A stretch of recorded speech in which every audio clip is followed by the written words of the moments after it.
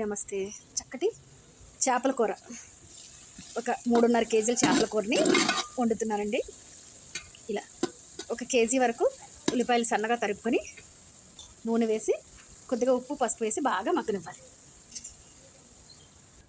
చూడండి, చేప ముక్కల్ని శుభ్రంగా కడిగి ఇలా వాళ్ళే మనకు క్లీన్ చేసి ఇచ్చా జగ్గ పులుసు అంతా తీసిన తర్వాత ఒక బండ మీద కానీ దేని మీదైనా చక్కగా ఇలా శుభ్రం చేసుకొని నీట్గా మళ్ళీ దీనిలో కూడా పసుపు ఉప్పు వేసి నిమ్మకాయ వేసి శుభ్రపరచుకొని ఇలా ఉంచుకోవాలి.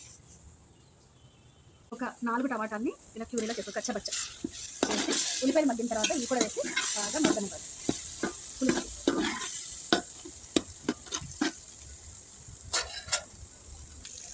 ఉల్లిపాయలు మగ్గిపోయిన తర్వాత ఉల్లిపాయలు టమాటాలు వేసాం కదా, మగ్గిపోయిన తర్వాత ఇలా చేప ముక్కల్ని ఒకదాని పక్కన ఒకటి పరుచుకొని సరిపడా కారాన్ని వేసుకోవాలి. కొంచెం తీసుకోవాలి కదా, కొంచెం ఎక్కువ కారం వేసుకోవాలండి, బాగుంటుంది. అందుకని కొంచెం ఎక్కువ మోతాదులో వేసాను. చింతకాయలు నానబెట్టుకున్నాం కదా, పులుసు ఇలా వేసుకోవాలి. నీళ్ళు వేసుకుని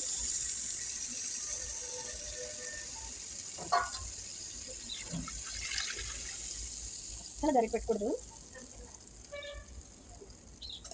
ఇప్పుడైతే పెట్టచ్చు, కానీ ఇంకా మగ్గిపోయిన తర్వాత అసలు గరిటె పెట్టుకుందండి. గుడ్డతో తిప్పుకోవాలి.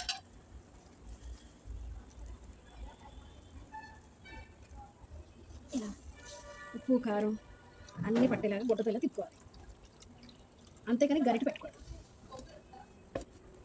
ఈ స్టేజ్లోనే మనం ఉప్పు కూడా చూసుకోవాలి, పడితే ఇప్పుడు వేసుకోవాలి. కొద్దిగా తక్కువైంది ఉప్పు కారం పులుసు ఉప్పు వేసుకోవాలి.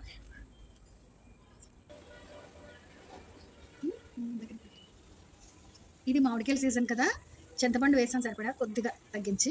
అందుకని ఇలా మామిడికాయలు తురిమి వేసుకోవచ్చు, లేదంటే ఇలాగా. ఇది సొంత చెట్టుది కాబట్టి కెమికల్స్ ఏం లేవు కాబట్టి నేను ఇలా తొక్కతోనే వేస్తున్నాను. అదే బయట కొన్నవైతే తొక్క చెక్కి శుభ్రంగా కడిగి వేసుకోవాలి. ఇది మాత్రం కడిగి తొక్కతోనే వేస్తున్నాను, ఇది మా ఇంటి చెట్టు కాబట్టి. ఇది ఒక 4 ఇలా వేసుకుంటే చాలా మంచి రుచిగా ఉంటుంది. చేపలు మామిడికాయ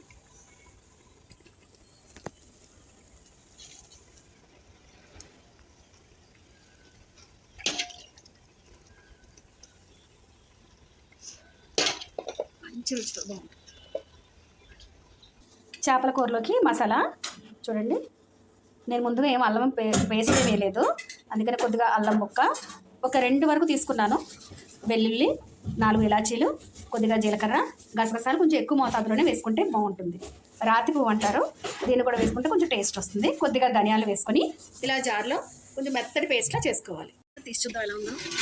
ఓ బాగా చూసారా ఎంత బాగుందో. ఒక్క తాడుతూ ఉడిచింది కదా, నూనె అంతా పైకి వచ్చింది.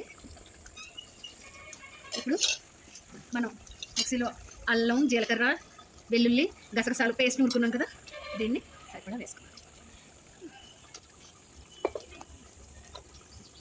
ఇదే మన చేపల కూరకి అసలు మంచి రుచినిస్తుంది, ఆంధ్ర స్పెషల్.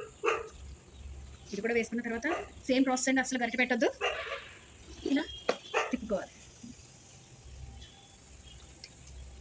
చూసారా, ఇందులో మనం వేసిన మామిడికాయ ముక్క ఇలా మగ్గిపోయి బాగా కనపడుతుంది.